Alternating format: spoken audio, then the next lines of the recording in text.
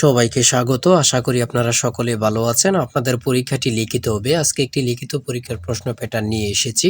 ইনশাআল্লাহ এই প্যাটার্নটি দেখলে আপনি এখান থেকে 25 থেকে 30 নাম্বার অনায়াসে কমন পাবেন এবং সাথে দেখিয়ে দিব কোন কোন বিষয়ে কোন কোন টপিক থেকে প্রশ্ন আসবে। ধৈর্য সহকারে সম্পূর্ণ ভিডিওটা দেখেন। ইনশাআল্লাহ আপনি পরীক্ষায় পাস করবেন। দেখেন আপনাদের পরীক্ষাটি লিখিত হবে। তাই আজকে একটি লিখিত পরীক্ষার প্রশ্ন প্যাটার্ন নিয়ে কিন্তু হাজির হয়েছি। এখানে রয়েছে সর্বপ্রথম সন্ধি বিচ্ছেদ করুন। দেখেন লিখিত পরীক্ষাটা কি এটা আপনাকে আগে বুঝতে হবে। লিখিত পরীক্ষা হচ্ছে সন্ধি বিচ্ছেদ থাকবে, বিপরীত শব্দ থাকবে, এক কথা প্রকাশ থাকবে, তারপরে বাগধারা থাকবে, ট্রান্সলেট থাকবে, ফিল ইন দ্য গ্যাপস থাকবে, প্রিপোজিশন থাকবে, আর্টিকেল থাকবে। শর্ট করে 5 নম্বরের জন্য একটি প্যারাগ্রাফ থাকবে, কিছু অঙ্ক থাকবে, সর্বশেষ সাধারণ জ্ঞান থাকবে। লিখিত পরীক্ষা মানে এতটুকুই। আমার কথা বুঝতে পারছেন? দেখেন সর্বপ্রথম রয়েছে সন্ধি বিচ্ছেদ করুন। এখানে 4টা সন্ধি বিচ্ছেদ থাকবে। আপনি যদি 4টা পারেন 4টার জন্য 4 নাম্বার দেয়া থাকবে, অর্থাৎ প্রত্যেকটি প্রশ্ন পারলে আপনাকে 1 নাম্বার দেয়া হবে। দেখেন 2 নম্বরে রয়েছে কি বিপরীত শব্দ লিখুন।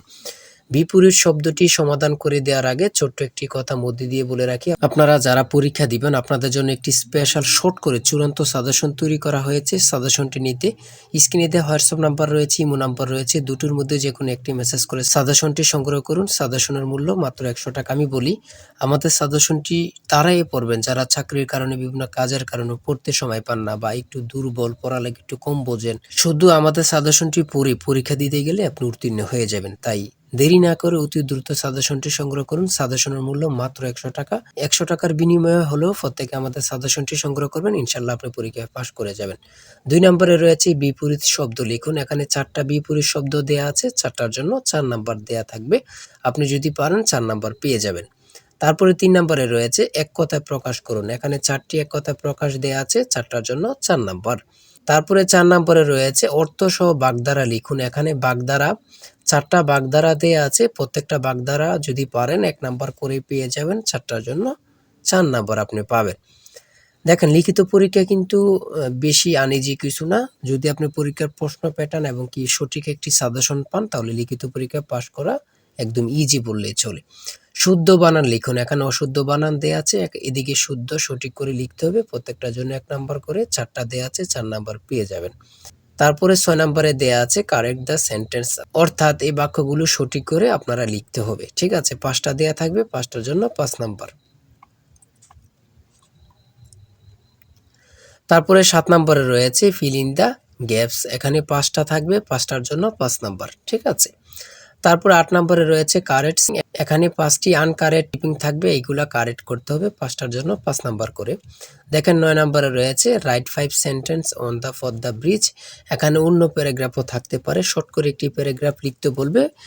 আপনি যদি প্যারাগ্রাফটা লিখতে পারেন আপনি 5 নাম্বার পেয়ে যাবেন। ঠিক আছে? একটি প্যারাগ্রাফ শর্ট করে লিখলেই কিন্তু 5 নাম্বার পেয়ে যাবেন, অর্থাৎ 5 সেন্টেন্স নিয়ে। তারপরে 10 নম্বরে রয়েছে অঙ্কের ক্ষেত্রে আসি। দেখেন এক ব্যক্তি তার আয়ের 5% আয়কর দেন। তিনি 600 টাকা আয়কর দিলে তার মোট আয় কত? তার মোট আয় কত? খুবই গুরুত্বপূর্ণ একটি প্রশ্ন। এই প্রশ্নটি কিন্তু একদম ইজি। এই অঙ্কটি একদম ইজি। দেখেন সমাধানটি দেয়া আছে। আপনারা যদি পারেন 5 নাম্বার পেয়ে যাবেন। তারপরে 11 নম্বরে রয়েছে একটি ত্রিভুজের 3টি বাহুর দৈর্ঘ্য 13, 14 ও 15 মিটার। ত্রিভুজটির ক্ষেত্রফল কত? দেখেন এই অঙ্কটি কিন্তু যেন মনে হচ্ছে কি এলোমেলো না, একদম ইজি। আপনারা স্টেপ বাই স্টেপ বসাবেন, অ্যান্সার হাতের মুঠোয়। ঠিক আছে? সমাধান দেয়া আছে, আপনারা অঙ্কটি দেখে নেন, পারলে 5 নাম্বার পেয়ে যাবেন। তারপরে 12 নম্বরে রয়েছে একটি আয়তাকার বাড়ির পরিসীমা 44 গজ এবং গড়ের দৈর্ঘ্য 36 ফুট, গড়ের প্রস্থ কত? এই অঙ্কটির সমাধান দেয়া আছে, পারলে 5 নাম্বার পেয়ে যাবেন। দেখেন একটি উৎপাদক থাকবে, আপনি যদি পারেন 5 নাম্বার পেয়ে যাবেন। x³ - 8 এর উৎপাদক কোনটি? একদম ইজি কিন্তু প্রশ্নটি, এতটুকুই কিন্তু।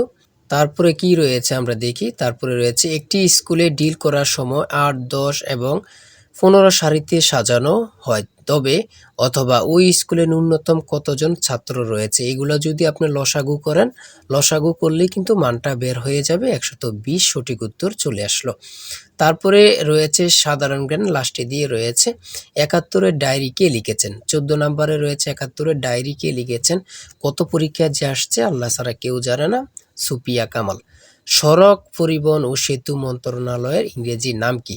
Ministry of road transport and bridge. তারপরে রয়েছে ১৬ নম্বরে রয়েছে ছন্দের কবি কে? খুবই গুরুত্বপূর্ণ, সত্যেন্দ্রনাথ দত্ত। তারপরে ১৭ নম্বরে রয়েছে আন্তর্জাতিক মাতৃভাষা দিবস কবে থেকে পালিত হয়? ২০০০ সাল থেকে। গুরুত্বপূর্ণ প্রশ্ন উত্তর।